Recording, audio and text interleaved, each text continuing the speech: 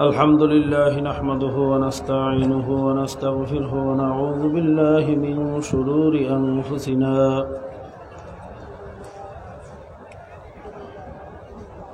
ومن سيئات أعمالنا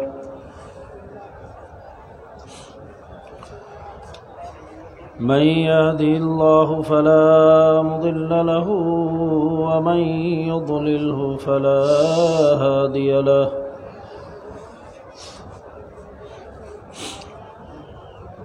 ونشهد أن لا إله إلا الله وحده لا شريك له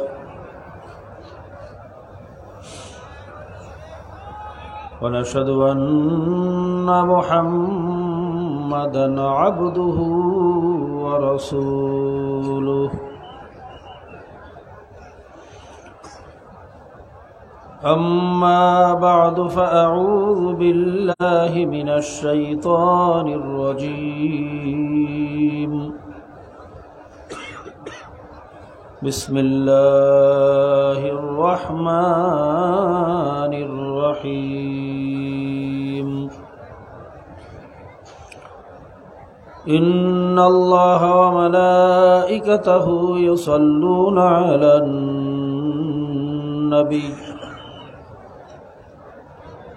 يا أيها الذين آمنوا صلوا عليه وسلموا تسليما اللهم صل على سيدنا ونبينا وشفيعنا وحبيبنا ومولانا محمد صلى الله عليه وعلى آله وأصحابه وبارك وسلم সবাই দুরূদ শরীফ পড়েন اللهم صل على سيدنا ونبينا وشفيعنا وحبيبنا ومولانا محمد صلى الله عليه وعلى آله وأصحابه وبارك وسلم اللهم صل على سيدنا ونبينا وشفيعنا وحبيبنا ومولانا محمد صلى الله عليه وعلى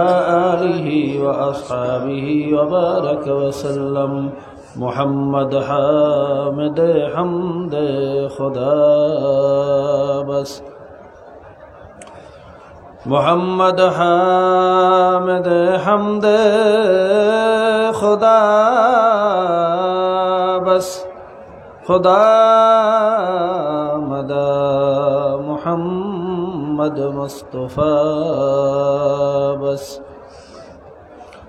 زمحزوری برآمد جان عالم ترحم یا نبی اللہ ترحم نہ آخر رحمت للعالمین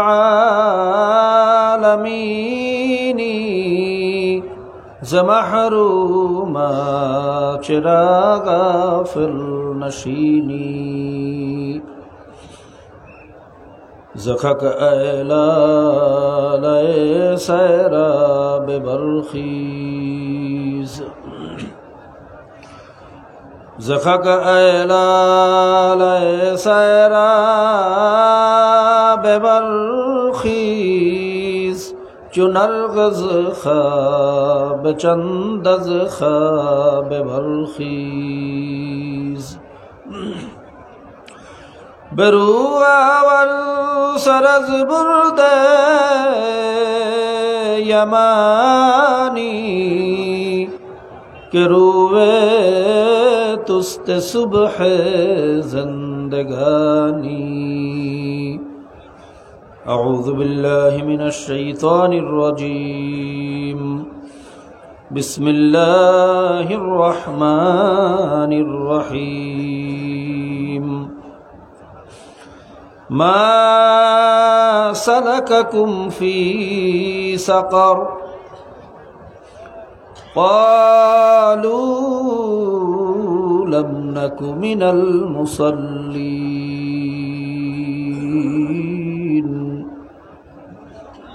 ولم نك نطعم المسكين وكنا نخوض مع الخائضين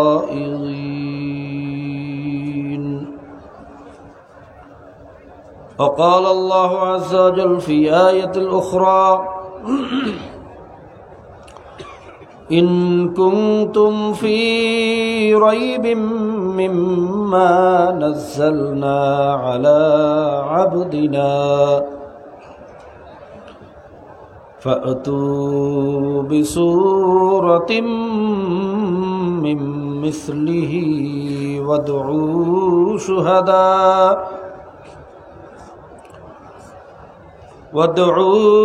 شهداءكم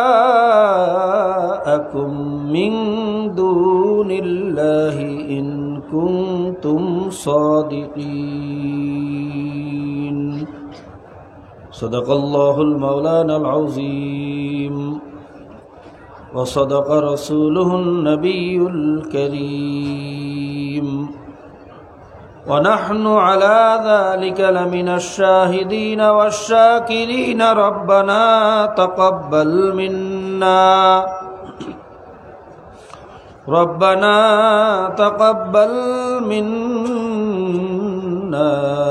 إنك أنت السميع العليم وتب علينا يا مولانا إنك أنت التواب الرحيم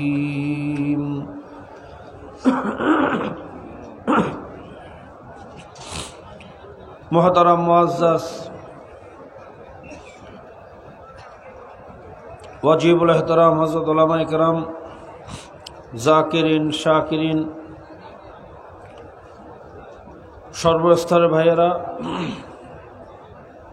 আল্লাহ পাকের বান্দা জনাবে মুহাম্মদুর রাসূলুল্লাহ সাল্লাল্লাহু আলাইহি ওয়াসাল্লামের উম্মতগণ, আল্লাহ পাকের দরবারে লাখ কোটি শুকরিয়া যে মহান আল্লাহ পাক রব্বুল আলামিন দীর্ঘদিন পরে এক বছর পরে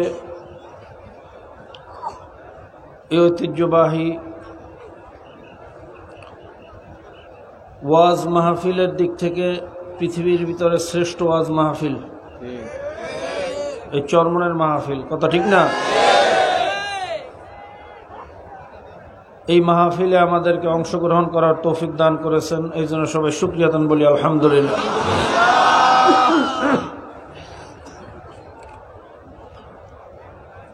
রাত্র অনেক হয়ে যাইতেছে, লম্বা চূড়া আলোচনার সুযোগ নাই। আসলে ওয়াজ নসিহাত যা প্রয়োজন মুআজ্জাজ হযরত উলামায়ে কেরাম সব বিষয়ের উপরই কম বেশি আলোচনা করেছেন। বিশেষ করে আজকে জুমার পূর্বে নায়েবে আমিরুল মুজাহিদিন, মাগরিবের পরে আমিরুল মুজাহিদিন হযরত পীর সাহেব হুজুর চরমনাই জাদাত হায়াতুহুম আকাসরাত খিদমতুহুম, সবাই বলুন আল্লাহুম্মা আমিন। তেনারা যে আলোচনা করেছেন, আমার মনে হয় এরপরে আর আলোচনার দরকার নেই। তারপর যেহেতু দোয়ার উদ্দেশ্যে হাজির হতে হয়, সেই হিসেবে দুই একটা কথা বলি, আলোচনা শেষ করবো, বাকি আল্লাহ পাকের ইচ্ছা।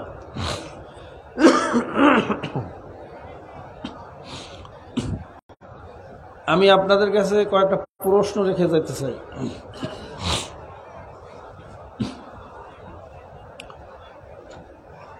আমরা যারা এখানে উপস্থিত হয়েছি, আমাদের উদ্দেশ্য কি? দুনিয়ায় শান্তি, আখিরাতে। দুনিয়ায় যত মোমেন মোমেনাত আছে, আমরা বিশ্বাস করি মওয়াতের পরে জায়গা হলো দুইটা। কয়টা? হয়তো জান্নাত নয়তো, সবাই বলেন, হয়তো জান্নাত নয়তো তৃতীয় কোনো জায়গা নেই, কথা ঠিক না? আমরা যারা ওয়াহদানিয়াতকে বিশ্বাস করি, আমরা মওয়াতের পরে সবাই জান্নাতে যাইতে চাই না জাহান্নামে?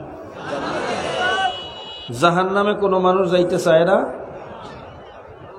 কেউ যাইতে চায় না, কথা ঠিক না? জান্নাতে কারা যাবে? পীর, মুরিদ, মুফতি, মুহাদ্দিস, এমপি, মন্ত্রী, মেম্বার, চেয়ারম্যান, শিল্পপতি জান্নাতে যাইবে। আল্লাহ পাক রব্বুল আলামিন পরিষ্কারভাবে বলছেন, ইন্নাল্লাযীনা আমানু ওয়া আমিলুস সালিহাতি কানাত লাহুম জান্নাতুল ফিরদাউসি নুজুলা। যারা ঈমান আনার পরে আমলে সলেহ করবে, জান্নাতে যাওয়ার জন্য শর্ত দুইটা। কয়টা? মুখস্থ করেন, কয়টা? ঈমানদার এবং নেককার। ঈমান আনতে হবে, নেক আমল করতে হবে। আরে যত ওয়াজ মাহফিল বলেন, দর্স তাদরিস বলেন, আল্লাহ আল্লাহদের বই পুস্তক পড়া বলেন, পীরের মুরিদ বলেন, সাপ্তাহিক তালিম ও হালকা জিকির, মাসিক ইজতেমা, সব গুজারি, যা কিছু বলেন, এর একমাত্র উদ্দেশ্যই হলো ঈমান এবং আমলকে দুরুস্ত করা। কথা ঠিক না? আমি আপনাদের কাছে জিজ্ঞাসা করতে চাই, ঈমান কাকে বলে? আমরা যতটুকু জানতে পারছি, তিন জিনিসের নাম হইল ঈমান। কয় জিনিস? ইকরার বিল লিসান, তাসদিক বিল জানান, আমাল বিল আরকান। মুখে স্বীকার করা, অন্তরে বিশ্বাস করা, কাজে কর্মে আমলে প্রমাণ করা আমি আল্লাহ এবং আল্লাহর রসুলের সৈনিক, আমি আব্রাহাম লিঙ্কনের সৈনিক না, আমি মাউসুদনের সৈনিক। এটা কাজে কর্মে প্রমাণ করা লাগবে না? লাগবে না? আমি জিজ্ঞাসা করি, এই 92 বা 95% মুসলমানের দেশে কুফরি আইন, জেনার আইন, মদের আইন, বেপর্দার আইন, সুদের আইন আছে না নাই? সবাই বলেন। শুধু আছে তাই না, বর্তমান জমানায় আমাদের দেশের সংবিধান হলো লিভিং টুগেদার, বিবাহ বহির্ভূত সহ অবস্থান, এটা জায়েজ। সবাই নাউজুবিল্লাহ করেন। বিবাহ বহির্ভূত যদি কারো অবৈধ সন্তানও জন্মগ্রহণ করে, বাংলাদেশের আইন অনুযায়ী এটাও জায়েজ। কিন্তু 18 বছর হওয়ার আগে কোনো মেয়েকে বিবাহ দিলে, যে বিবাহ করবে তারও জেল, যে বিবাহ পড়াবে তারও, যে সাক্ষী দেবে তারও। এটা কি মুসলমানের আইন না কাফেরের আইন? অর্থাৎ বিবাহ করতে পারমিশন লাগে, জেনা করতে পারমিশন। এই যে কুফরি আইনগুলো আমাদের সমাজে আছে, এই আইনগুলা জিন আর ফেরেশতারা আইসাকে প্রতিষ্ঠিত করতেছে? তাহলে আবু জাহেল, নমরুদ, ফেরাউন তারা আইসা করতেছে? কবরবাসী এসে করতেছে? সবাই কতক্ষণ না এই দেশের মুসলমান নামদারি আমাদের বাইরে করতেছে? হ্যাঁ, আমি আপনাদের কাছে জিজ্ঞাসা করি, যদি কুফরি আইন আদর্শ বাস্তবায়নের জন্য কেউ চেষ্টা করে, কারো সহযোগিতার মাধ্যমে, কারো চেষ্টার মাধ্যমে যদি কুফরি আদর্শ বাস্তবায়ন হয়, আর কিয়ামত পর্যন্ত যদি নামাজ পড়ে, তার নামাজটা কোন কাজে লাগবে? আমি কম বুঝি ভাই, আমার বুঝেই বলেন। হ্যাঁ, সবাই একমত? কুফরি আইন আদর্শ বাস্তবায়নের চেষ্টা করলে তার ঈমান থাকতে পারে? সে যদি দেশের বড় মুফতি হয় তারপরও, যদি দুনিয়ার সবচেয়ে বড় পীর হয় তারপরও, আর ঈমান যদি না থাকে জান্নাতে যাইতে পারবে? পরিচয় দিয়ে জান্নাতে যাওয়া যাবে? সম্পর্কের মাধ্যমে জান্নাতে যাওয়া যাবে? নূহ আলাইহিস সালামের ছেলে কেনান জান্নাতে যাইতে পারবে? ইব্রাহিম আলাইহিস সালামের পিতা আজর কুমার জান্নাতে যাইতে পারবে? কাজী বাবা, আগে ঈমান ঠিক করেন। বলতে পারেন, হুজুর আল্লাহ এবং আল্লাহর রাসূলের আদর্শ যে বাস্তবায়ন করব, এরকম কোনো প্ল্যাটফর্ম এরকম কোনো মাহওয়াল, এরকম কোনো সংগঠন, এরকম কোনো নেতৃত্ব তো পাই না। এখন কি করব? আপনারা যা দায়িত্ব পালন করতেছেন, আপনাদের নেতৃত্ব পছন্দ হয় না। যদি পছন্দ না হয়, আপনি নিজে নেতৃত্ব দেন। কথা বলেন। কেউরে পছন্দ হয় না, আপনি নিজে নেতৃত্ব দেন। যদি বস্তুনিষ্ঠ সঠিক নেতৃত্ব দিতে পারেন, খোদার কসম আমরা আপনার পিছনে আছি। কি কথা ঠিক না? ঠিক। কোন সংগঠন পছন্দ হয় না, নিজে সংগঠন তৈরি করেন না কেন? যদি সেই যোগ্যতা, সেই মেধা, সেই প্রজ্ঞা, সেই এলেম আপনার না থাকে, কেউ পছন্দ করতে পারেন না, এখন কি করবেন? কুফরি আদর্শ বাস্তবায়নের পিছনে দৌড়াইবেন? কথা কয় না। তাদের জন্য আমার পরামর্শ হলো, আপনি ঘরে বসিয়ে থাকেন, ঘরে বসিয়ে আল্লাহর কাছে দোয়া করেন, আল্লাহ এই কুফরি সমস্যা আমাদের সমাজ থেকে কিভাবে দূর করা যায়। 2 ফোঁটা চোখের পানি ফালান, মাওলার কাছে সাহায্য চান। আল্লাহ আমরা বুঝি না, আমাদেরকে বুদ্ধি দাও। আল্লাহ আমাদের শক্তি নেই, আমাদেরকে শক্তি দাও। আল্লাহ এই কুফরি সমস্যা 95% মুসলমানের দেশে সহ্য করতে পারি না।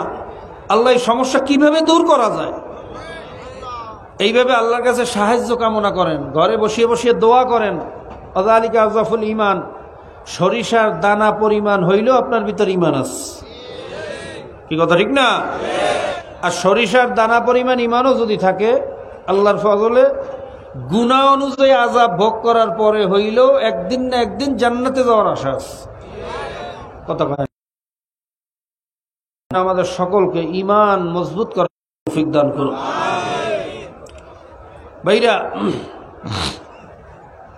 বর্তমান জমানায় মুসলমান নাম দিয়া আমরা যে কুফরি আদর্শ বাস্তবায়ন করতেছি, ইসলামের পথে পরিপূর্ণ আসতেছি না, কারণটা কি?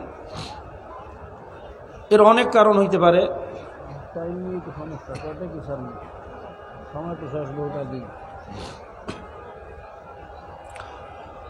এর অনেক কারণ হইতে পারে। 1 নাম্বার কারণ, একদল মানুষ দুনিয়ার মহাব্বতে, চুরির মহাব্বতে পড়ছে। যদি ইসলামী আদর্শ বাস্তবায়ন করতে যাই, তাহলে তো চুরি করা যাবে না, রডের পরিবর্তে বাঁশ দেওয়া যাবে, সাগর কলার দাম 900 টাকা ভাউচার দেওয়া যাবে, জোরে কোন যাবে, একটা বালিশের দাম 7000 টাকা ভাউচার দেওয়া যাবে, আছে না নাই? এই চোরে শোনে না ধর্মের কাহিনী। এই চোরের দলে মাহফিল দেখতে পারে না, ধর্মের কাছে আসে, সাধ্য থাকলে তারা বাধা প্রদান করে। কথা ঠিক না? আরেক দল আছে, এদের মধ্যে নাস্তিক, যেই বিষয়ে অনেক আলোচনা হয়েছে। যদিও এদের সংখ্যা কম, কিন্তু প্রভাব অনেক বেশি। এরা এমন জায়গা দখল করছে, যেই জায়গায় বসে আমাদের শিক্ষা নিয়ন্ত্রণ করে, আমাদের সংস্কৃতি নিয়ন্ত্রণ করে। ক্লাস 1 থেকে নিয়ে শুরু করিয়া মাস্টার ডিগ্রি পর্যন্ত একটা মুসলমানের সন্তান মুসলমান কিভাবে হবে এটা শেখার কোনো ব্যবস্থা নাই, কিন্তু নাস্তিক কিভাবে হবে এটা শেখার ব্যবস্থা। এই কথা ঠিক না? ঠিক।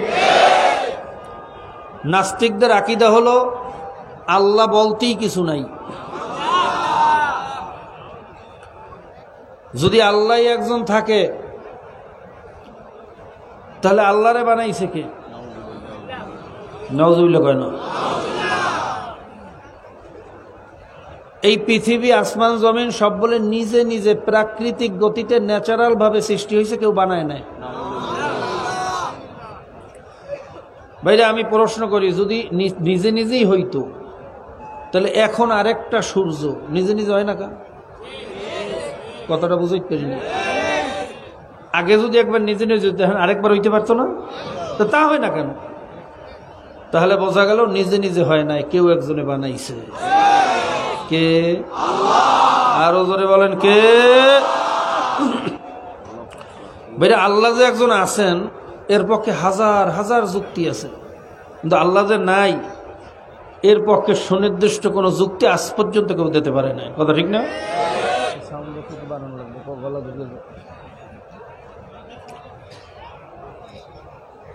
ভাইরা, বর্তমান জমানায় নাস্তিকের সংখ্যা যত বাড়তেছে, আল্লাহ পাক রব্বুল আলামিন তার অস্তিত্ব তত বেশি প্রমাণ করিয়া দেখাইতেছে। বর্তমানে তো প্রায়ই দেখা যায় গাছের মধ্যে আল্লাহর নাম, মাছের মধ্যে আল্লাহর নাম, গোশতের টুকরে আল্লাহর নাম, কাকে ডাকে আল্লাহ আল্লাহ, কুকুরে ডাকে আল্লাহ আল্লাহ, মোরগে ডাকে আল্লাহ আল্লাহ, এবং যত জায়গায় পাওয়া গেছে আল্লাহর নামই পাওয়া গেছে, কোনো জায়গায় ভগবান, গড আর ঈশ্বর পাওয়া যায় না। কি কথা ঠিক না? ঠিক। এরপরেও যাদের বুঝে আসে না, তাদের কাছে আমাদের কাছে এটাও কোনো বড় দলিল না। আমাদের কাছে আল্লাহ যে একজন আছেন, এর সবচেয়ে বড় দলিল হইল মাওলার কোরআন। কিভাবে দলিল হইল? সংক্ষিপ্ত আলোচনা। ডক্টর মরিস বুখাইলির নাম তো সবাই শুনছেন মনে হয়, শুনছেন না? বড় বৈজ্ঞানিক।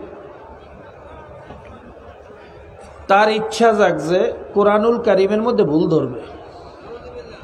সবাই নাউজুবিল্লাহ। কোরআনুল কারিমে ভুল ধরার উদ্দেশ্যে আরবি ভাষায় পণ্ডিত হইছে, কোন শব্দ কোন এলাকায় কি অর্থে ব্যবহার হয় সেই পারিভাষিক অর্থ সম্পর্কেও এলেম অর্জন করছে। এরপর কোরআনুল কারিম নিয়ে বসছে ভুল ধরার উদ্দেশ্যে, গবেষণা করতেছে। গবেষণা করতে গিয়া এখন মিল নেই। এই কিতাব এটা সাধারণ কোনো মানুষের দ্বারা লেখা সম্ভব না। আর নবী মুহাম্মদুর রাসূলুল্লাহ সাল্লাল্লাহু আলাইহি ওয়াসাল্লাম সে তো পড়ালেখা শেখেন নাই, আলিফ থেকে ইয়া পর্যন্ত তিনি কোনো ওস্তাদের কাছে শিক্ষা গ্রহণ করেন নাই, নিজের নাম নিজে লিখতে জানতেন না। তার দ্বারা এই বিশ্ববিখ্যাত সাহিত্য এটা কোনোদিন লেখা সম্ভব না। এটা নিশ্চয়ই আসমানি কিতাব, তাতে কোনো সন্দেহ নেই। যত পৃষ্ঠা উল্টাইতেছে তত আশ্চর্য হইতেছে, যত পৃষ্ঠা উল্টাইতেছে তত আশ্চর্য হইতেছে। যখন পৃষ্ঠা উল্টাইতে উল্টাইতে এই আয়াত পর্যন্ত গেল, মারাজাল বাহরাইনি ইয়ালতাকিয়ান বাইনাহুমা বারযাখুন লা ইয়াবগিয়ান।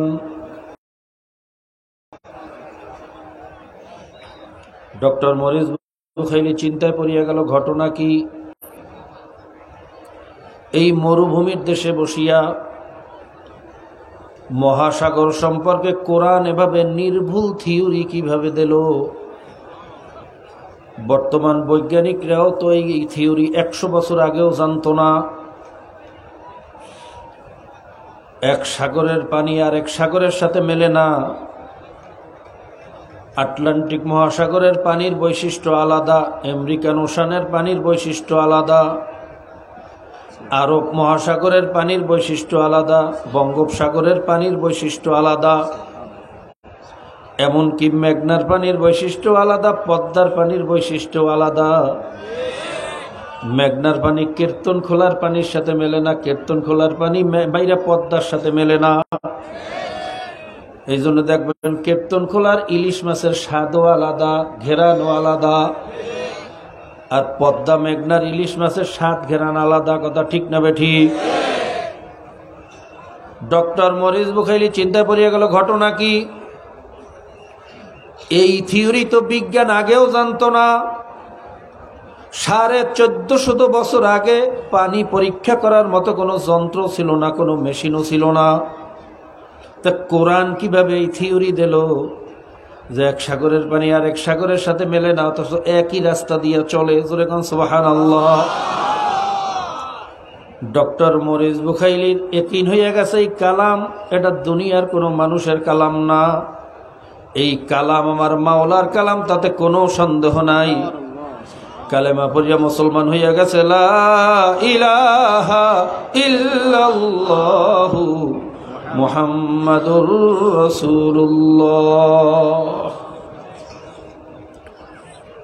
ভাইরা, আমার মাওলার পরিচয় আমি কেমনে দেব? আমার বুঝাইয়া বলার যোগ্যতা নাই। সিডরের পরে গেছিলাম পাথরঘাটা তেরান দেওয়ার জন্য। তেরান দিতে দিতে যখন কাকসিরা বাজারে আসলাম, এটা তোয়াল্লার ভিতরে পেঁচাই একটা ছোট্ট বাচ্চা নিয়ে আসছে। বলে, হুজুর এই বাচ্চাটা বড় কুদরতি বাচ্চা, ওর জন্য একটু দোয়া করিয়া দেন। জিজ্ঞাসা করলাম ঘটনা কি? বলে হুজুর, সিডরের দিন রাত্রেই বাচ্চাটা জন্মগ্রহণ করছে।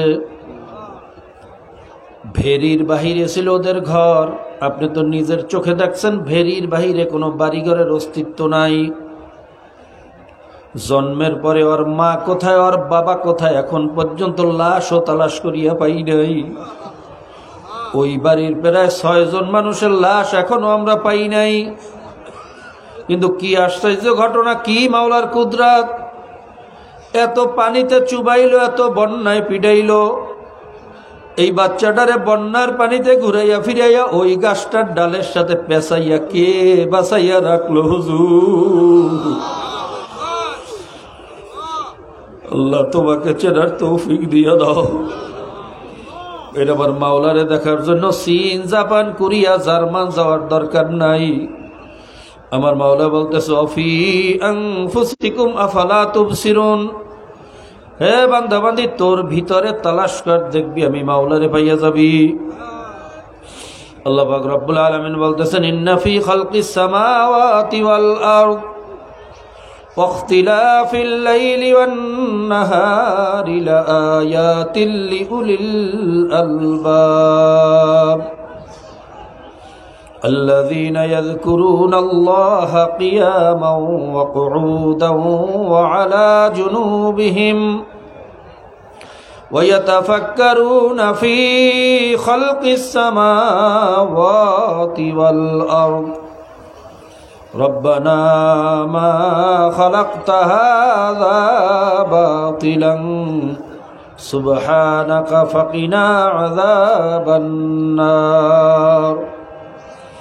আমার সৃষ্টি আসমান, জমিন, গ্রহ, নক্ষত্র, চন্দ্র, সূর্য, পাহাড়, নদী, রাত্র, দিন, খাল, বিল, যা কিছু আমি সৃষ্টি করেছি এর মধ্যে অনেক নিদর্শন বানিয়েছে জ্ঞানীদের জন্য।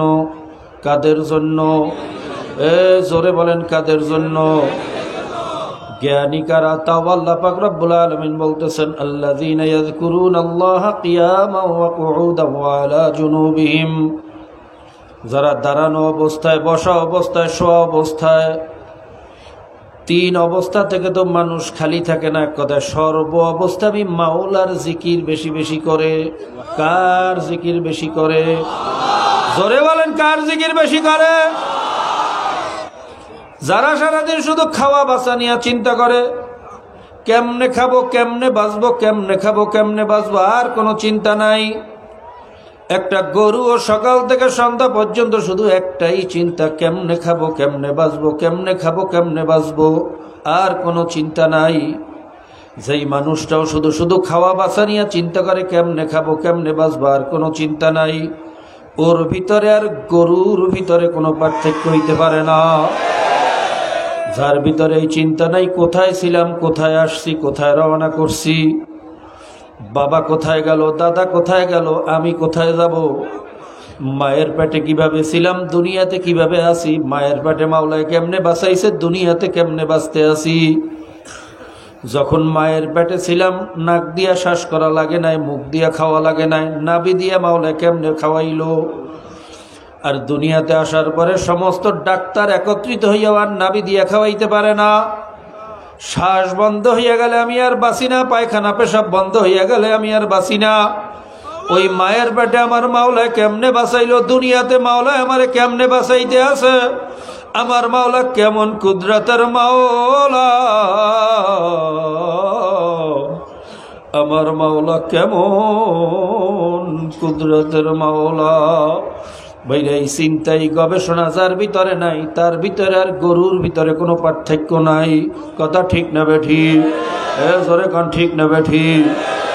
ওয়াতাফাক্কারুনা ফি খালকিস সামাওয়াতি ওয়াল আরদ, যারা আমার আসমান নিয়ে চিন্তা করে, জমিন নিয়ে চিন্তা করে, আমার মাওলা আসমানটারে কেমনে বানাইলো, জমিনটারে কেমনে বিছাইলো, পাহাড়টারে কেমনে গাড়লো। ভাইরা, এই রশি ছাড়া, খুঁটি ছাড়া সূর্যটারে মাওলা কেমনে ঝুলাইলো। ওই সূর্যের ভিতরে 2 কোটি ফারহানাইট তেজের আগুন মাওলা কেমনে জ্বালাইলো। জোরে কোন সুবহানাল্লাহ। ভাইরা, বিজ্ঞান গবেষণা করিয়া বলে আমরা যে সূর্যটা দেখতেছি, সূর্যের ভিতরে নাকি 2 কোটি ফারহানাইট তেজের আগুন। আর দুনিয়াতে আমরা যে আগুন দেখতেছি ভাইরা, ইস্পাত লোহা গলাই তো সর্বোচ্চ 3500 ফারেনহাইট তেজের আগুন দিয়া তাপ দিলে টাইটানিয়ামের মতো শক্ত পদার্থ, কার্বন ফাইবারের মতো শক্ত পদার্থ গলিয়া পানি হইয়া যায়। 5000-এর উপরে কোনো আগুনের তেজ দুনিয়াতে জ্বালানো যায় না। যেই ফার্নেসের ভিতরে আগুন জ্বালানো হয় সেই ফার্নেস বা পাত্র সহ বাস্ট হইয়া যায়। মাত্র 5000 তেজের আগুন। আর সূর্যের ভিতরে যে আগুনটা জ্বলতেছে তার তেজ বলে 2 কোটি ফারেনহাইট।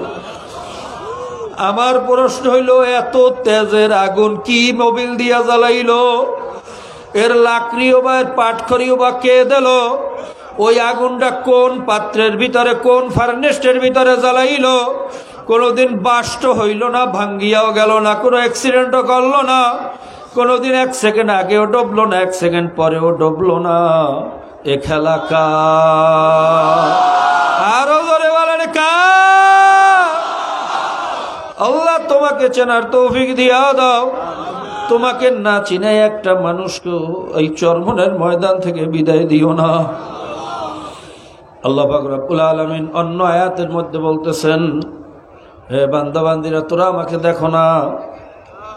ওয়া ইন্না লাকুম ফিল আনআমি লাইবরাহ নুসকিকুম মিম্মা ফি বুতুনিহি মিন বাইনি ফারসিন ওয়া দাম লাবানান খালিসান সাইগাল লিশারিবিন।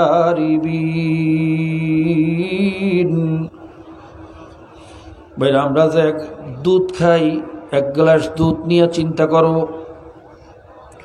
এই দুধটা কোথা থেকে আসলো?